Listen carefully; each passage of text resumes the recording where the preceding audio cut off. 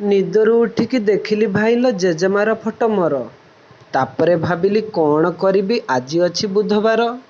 ସାଧବ ବୋଉ ସେ ହୋଇ ଆସିଥିଲା ମଥାରେ ଉଢ଼ଣି ଦେଇ। ସଭିଏଁ ପାଇଲେ ଭଲ ତାକୁ ବେଶୀ ହାତରନ୍ଧା ଥାର ଖାଇ। ପତର ପୋଡ଼ା ସେ ଏମିତି କରିବ ଲାଗେ ମତେ ଭାରି ଟେଷ୍ଟି। ତା ସ୍ୱାମୀ ଟଙ୍କାକୁ ମତେ ଯେବେ ଦେଲା ଲଭ୍ ଷ୍ଟୋରି ହେଲା ଟ୍ୱିଷ୍ଟି। ହାତେ ଉଡ଼ଣି ସେ ମୁଣ୍ଡରେ ପକାଇ ରୋଷେଇ କରେ ସେ ବସି। ବାପୁକୁ ଦେଖିଲେ କଣେଇ ଚାହେଁ ସେ ମୁରୁକି ଦିଏ ସେ ହସି।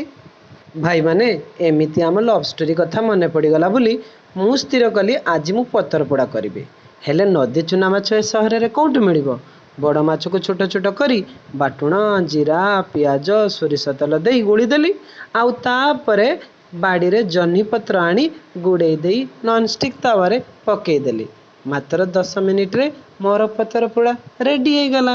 ଆପଣମାନେ ବି ଚେଷ୍ଟା କରନ୍ତୁ, ପାରିବେ। ରୋଷେଇକୁ ଭଲ ପାଇବା